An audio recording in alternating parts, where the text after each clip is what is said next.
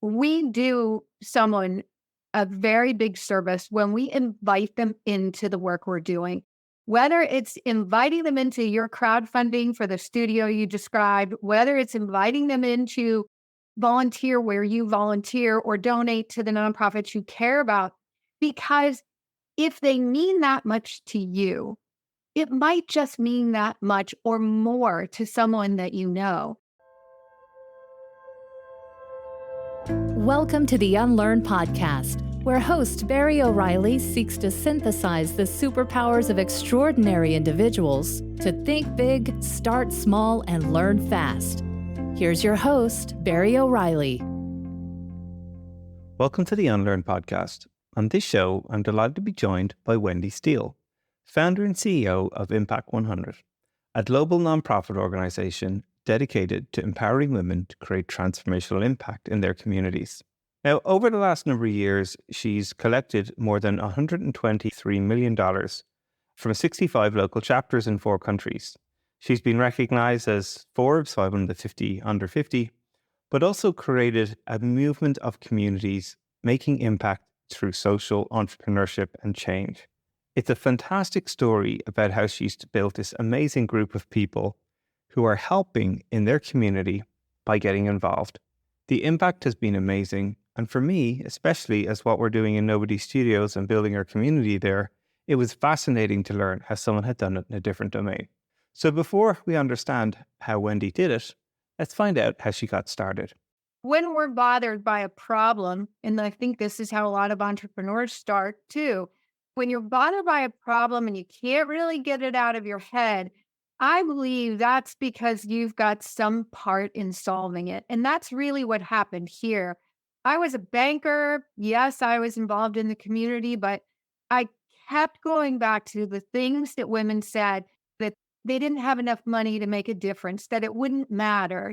Sort of suspect of where does the money go when you make a donation? And all of the other things, I travel for work, so I can't have regular meetings, or I'm a stay-at-home mom and I can't justify paying a sitter to come out and volunteer. All of these things in the summer of 2001 sort of became too heavy for me to carry. So I got out a notebook. I did what I often do, and I want to clear my head and think. I just wrote down everything they had said, all the barriers, all the reasons they weren't involved. And one by one, I thought, how do we change this? How do we make it so that women do feel like they have a place, and so that the nonprofits who are out there doing the really hard work day after day, week after week, can get the funding they really need? That's literally how Impact100 came to be. There's one thing you said there that just jumped out at me instantly, was this notion of when you come across a problem, there's sort of, in essence, it seems like you're meant to be part of the solution, when it strikes you. That's so interesting to hear somebody say that. For me as well, I'm an entrepreneur, started a lot of businesses, and a lot of them have been born from frustration or seeing an opportunity that something could be better and yet it's not being addressed well. But instantly, the technique we often use is this notion of customer discovery, interviewing people, trying to get to the unmet needs, trying to understand the obstacles in the way, similar with an unlearning. It's interesting to hear like that was almost intuitively what you went to do, is starting to synthesize and capture a lot of these challenges that people were facing, or if you will, objections or reasons why we can't go forward with this. So what were some of the ones that sort of surprised you the most as you were writing down that list? Things that you were like, it's almost shocked, if you will, that were objections as to why this was a challenge for people? I would say almost all of the objections for me were surprising, simply because I grew up in a family that we didn't have any sort of formal sit down talk about being generous or giving back. But it was clearly in all the ways that we were raised in terms of leaving the world better than you found it. And that included helping out a neighbor or picking up a piece of trash instead of walking past it, thinking someone else is going to do that, all those things. And so I'd always built community service, volunteerism, philanthropy, if you will, into my working daily life. And what was surprising for me was that economics were not the reason that people weren't giving. In my mind, now bear in mind, I was a banker and I was an economics major in college. Yeah. So I do appreciate numbers, but I also appreciate the history of what makes people the way they are. And in my mind, the most logical reason people wouldn't want to give back is simply economic. They can't afford it. They don't have enough, or in their minds, they don't have enough. And although that was a piece of what I learned was a level of cynicism. And today, there's probably a lot more cynicism about a lot more topics than what I was dealing with back in the summer of 2001. But it always sort of breaks my heart a little bit because I think when we're cynical, it means you're imagining the worst in somebody else. And if Right we go on. through Yeah. our lives believing that they're not going to be good, believing the worst of whoever it is, then we'll never understand them. It's very hard to change that position. But when you go in neutral or you go in sort of like a scientist, like my hypothesis is this, and let me see if I can find evidence to the contrary or to validate it, even that's better. But this level of cynicism and concern, it was problematic. And the thing is, though, yes, it was problematic for the community because the community, those nonprofits, they needed the women. They needed their heads, they needed their hearts, and frankly, they needed their checkbooks. But the women needed to know what it felt like to be a part of the solution, what it felt like to really understand the problems that our neighbors are facing and the remarkable people out there running nonprofits trying to solve them. Because when we can shift from concern about the headlines, cynicism, mistrust, all those things, and suddenly realize that in fact, we can be a part of the solution, it changes your perspective, not just about that thing, whatever it is, but about the world as a whole. Things become possible when you recognize that you can be a part of the solution. Within the Impact 100 world, that's really what we do for women. And I guess I haven't explained how the model works. So, at a high level, local communities of women come together of at least 100. They each donate $1,000. They pool 100% of that together. They offer it back to the local community in grants of $100,000 or more across 5 broad focus areas.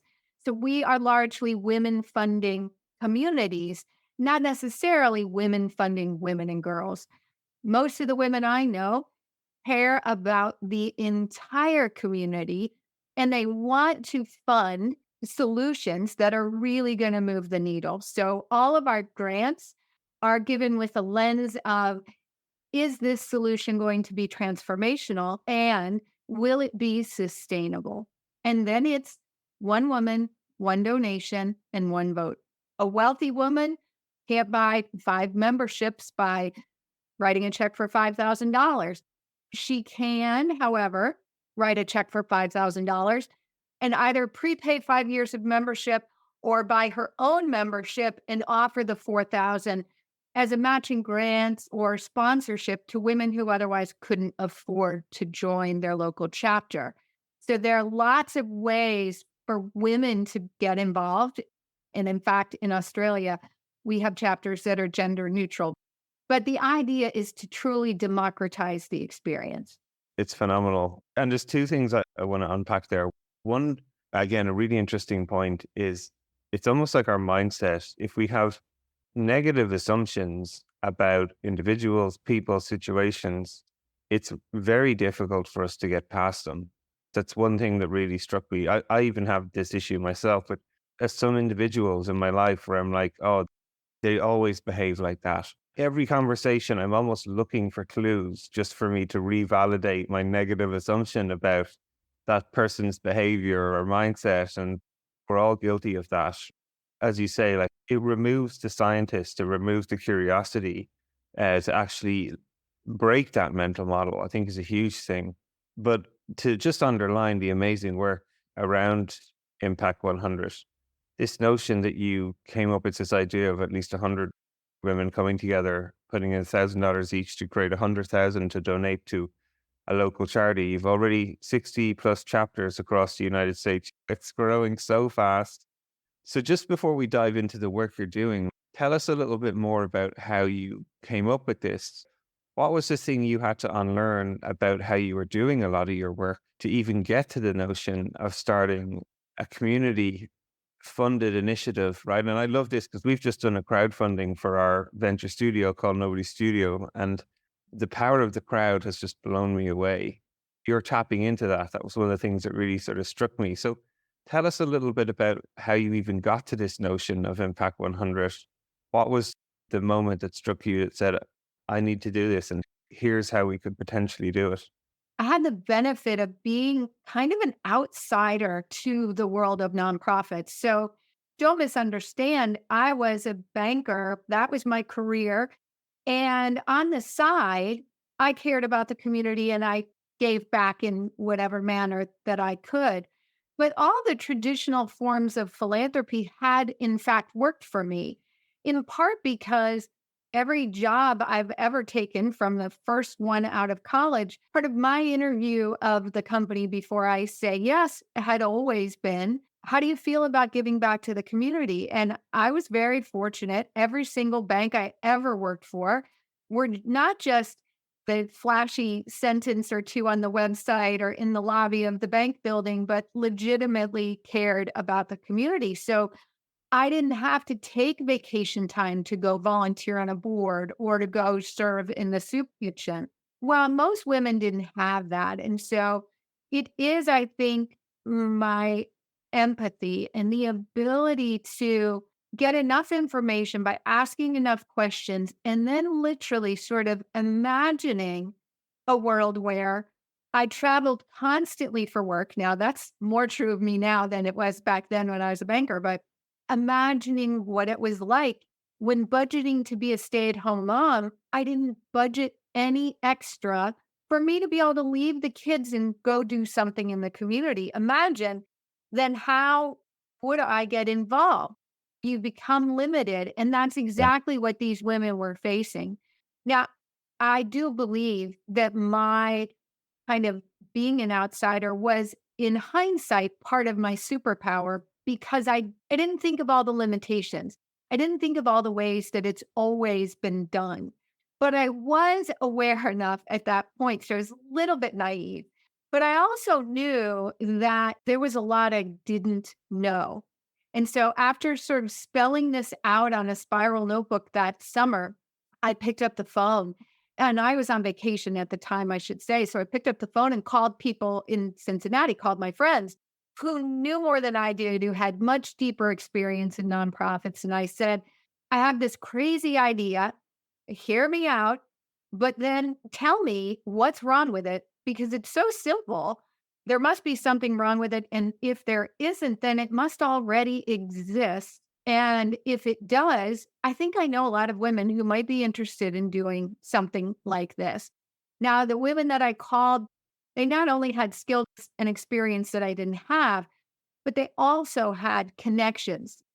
Cincinnati is a wonderful place to live, but like Yeah. so many communities, it kind of matters if you're not from there. And needless to say, I'm not from there. And so I got some people who were native Cincinnatians, multiple generations Cincinnatians, as well as people who really understood the nonprofits landscape. And what I heard again and again is, oh my word, this is incredible and it doesn't exist. And I'd love to help you make it happen. Yeah, it's great little clues that you're sharing there, though, as well. Even about this notion of getting started, like trying to find, activate people in a community. And even as you say, like while you may have moved to a new city, and I'm from a small town, so we often joke, unless you live there for 50 years, you're still not considered local sometimes. What's really interesting is, though, that you're being very aware and deliberate about how to activate that community, understanding that there's people who've lived there for, as you say, many generations, who have these established networks that are known, maybe would have grown up with people years over years, as well as people like yourself who are new to the area and have the excitement the inspiration to drive this thing along, and creating it's almost like a cross-functional group of people where you can both activate folks who have the existing networks as well as bring the innovation, if you will, that you've identified to these groups. And the other piece as well that I think is a really subtle thing, and I think you're underselling this a little bit, is the simplicity.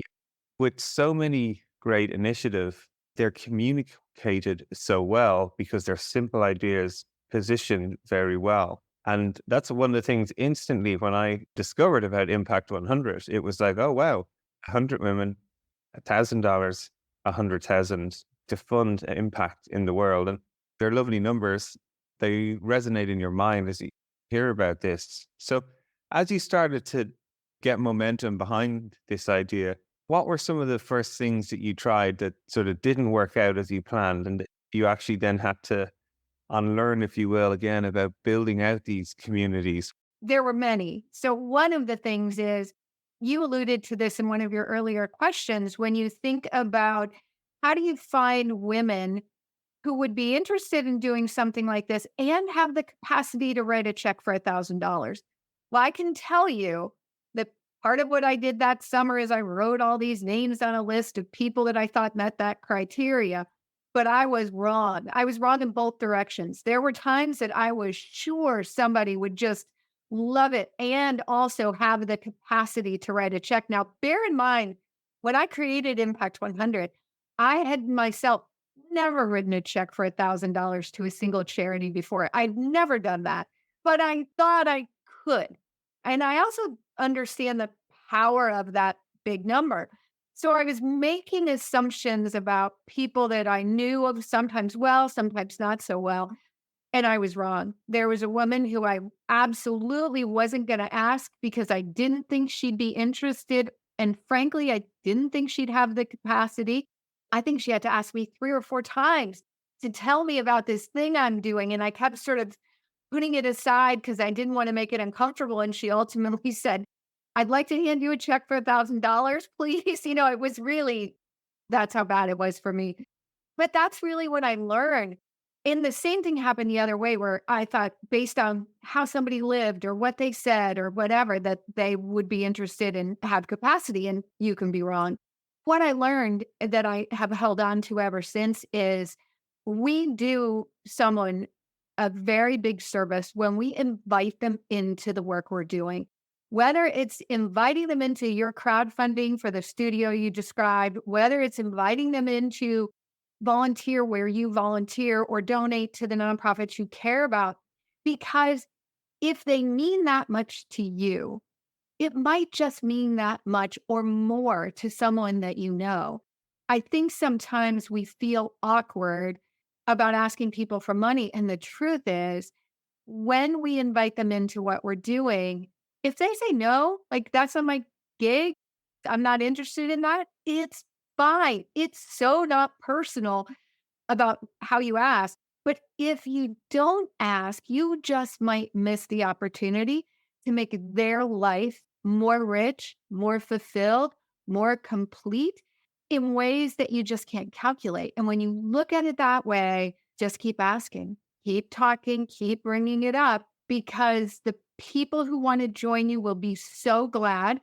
And the people for whom it doesn't resonate, they're going to move on. They'll forget about it by the time the coffee's over.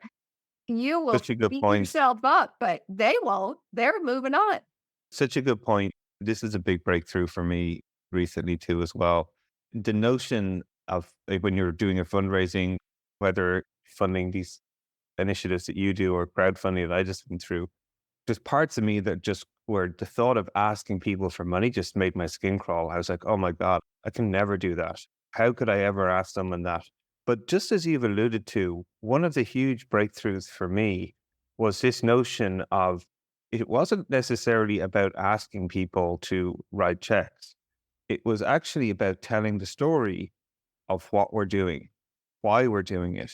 And the other point that really struck me, as you said, is people then start to self-select. And you are always surprised by the people who are like, that's the thing I want to be part of. So what I found myself doing is that I wasn't sitting there going around with a can, shaking it, going, please, people, put some money in this pot to fund this startup. I was talking to people about what we're doing, why it's important to us, how they can be involved, what's interesting about it. And the people who that resonated with, it was a lightning rod for them to go, that's the ticket I want to buy to jump on that train to where it's going. I was absolutely surprised by the people who decided to invest in our crowdfunding. Sometimes the volume and amount that some people put in, I was like, whoa, I would never have expected that. This notion of invitation is really important.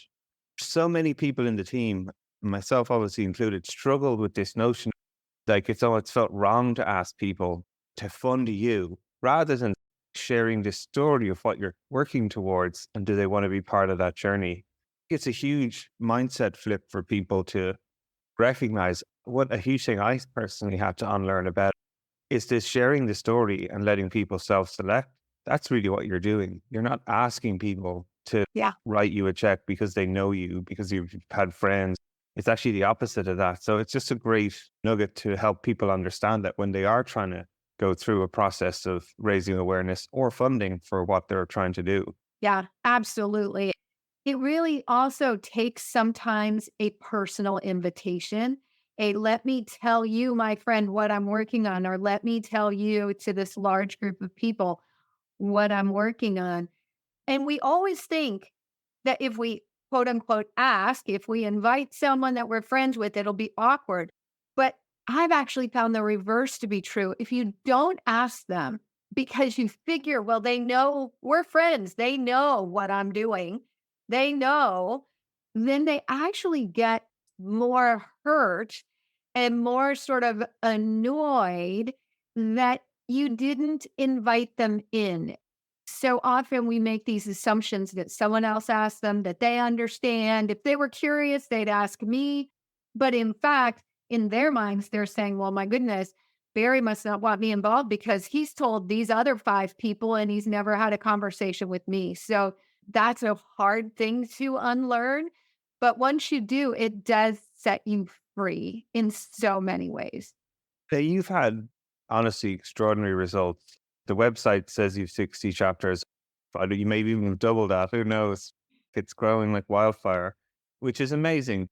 If you could pick one or two just example of initiatives that you've done that have really sort of surprised you or brought a lot of joy to you personally that you've been involved with that have benefited really from this amazing community that you've created. One of the interesting things that might be a surprise is to give you the numbers. We've got 68 chapters currently, and we're in 4 countries. We gave our first grant in September of 2002. And by the end of 2022, 20 years later, we gave away 123,000 back in 2002. We've given away more than 123 million 20 years later, growing at 1,000 times. The surprising part about that is that 100% of those chapters, it all came from organic growth, all of it. We have never had the bandwidth, which is kind of too bad. So when we talk about what's next, I've got big plans for what's next, but in our first 20 years, all of the growth has been organic. And it has been because individuals in a community raised their hand. They somehow heard about Impact 100 and they said, this sounds like something my community needs. I want to bring a chapter here. How do I do that? That's 100% of our growth. And you think about, just for the statistics, the world's largest chapter is in a place called Pensacola, Florida, which demographically is not a very wealthy community. Yet they're celebrating 20 years this year. And for the last 10, they've given away over $1 million in a single day. They've been giving $1.1 million for about the last 5 years because more than 1,100 women come together in this town of Pensacola, and they give 11 grants of $100,000 in a single day that has come to be called $1 Million Sunday. Now, on the other side, we have some chapters that are very happy to stay at 100 to 200 members.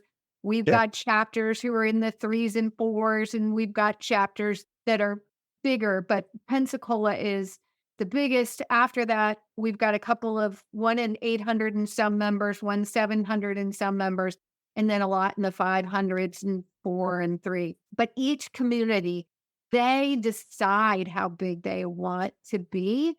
And it's easy to come into it thinking, well, bigger is better. And to a degree, bigger is absolutely better because you have more money to give away. You can help more causes. You can lift your community up. But it really needs to be right sized for the community. Otherwise, you spend way too much time working too hard to push that rock up a hill that maybe didn't need to go all the way up the hill you've chosen. I completely respect leaders who say, this is our sweet spot. This is where we want to stay. But then if you imagine, and this is the part, well, there's so much that I've learned. The part that's really remarkable to me is that when we take these members and all these communities around the globe, at least 50% of the women who join have never written a check to $1,000 to a single charity prior to joining Impact. The other 50% are what I call seasoned philanthropists. They've done that and they see impact as an addition to their portfolio. Once a nonprofit makes it through the vetting process and either makes it to finalist or ends up getting a grant awarded, other surprising thing is that women really connect with these nonprofits. And so, in addition to getting funding, if they receive a grant, or sometimes even when they don't receive a grant, what we've learned is that this network of women, once they know about your nonprofit and they believe in the work you're doing, even if they don't have any material way to help you, they'll open their network, they'll introduce you to somebody, Yeah. they'll volunteer, they'll give you an in kind gift, they'll tell you to come back and apply the next year. And so, what's fascinating is I thought the $100,000 grants would be the story. Like, that's the story that people want to hear. And it is, it's a beautiful story. But what's really cool is when I meet these women and they say, I started out, this was all new to me. And then I served on the board. And then I found this nonprofit and I didn't even know the problem existed. I certainly didn't know this nonprofit was solving it, but I now have gotten in touch with my passion. And so I'm serving on that board or I'm redirecting all of my giving just to go to this organization. We find that the impact of Impact 100 is women step up and lead in new ways because now they know what's happening in the community. And so they're advocating politically. Yeah. And the entire economy gets buoyed. If you imagine, even at a mid-sized chapter, a community, $300,000 in grants every year. That's money that doesn't have to come from anywhere else. That's new money often in the community. It means more jobs, more people able to take those jobs. It means prosperity. It lifts all boats. It is the catalyst that starts the economic engine in a community. It's absolutely true. You know this as an economist, which is kind of the fun part about all of these things, So right? weird. Yeah. Exactly. Like designing these mechanisms that actually allow communities to flourish, both from a personal point of view and an economic point of view as well. And it's just amazing to see your work you're doing. I think if anyone, I'd highly recommend people go and look at impact100global.org. There's just like great pictures and stories of all of this community coming together all over, obviously, 4 different countries now. I'm sure it's just going to continue to grow.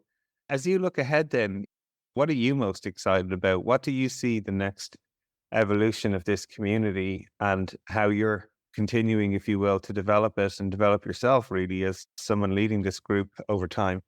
My work in Impact 100 Global is to help the existing chapters reach their highest potential, whatever that is, and new chapters to launch. Bear in mind that Impact 100 chapters around the globe are led by volunteers.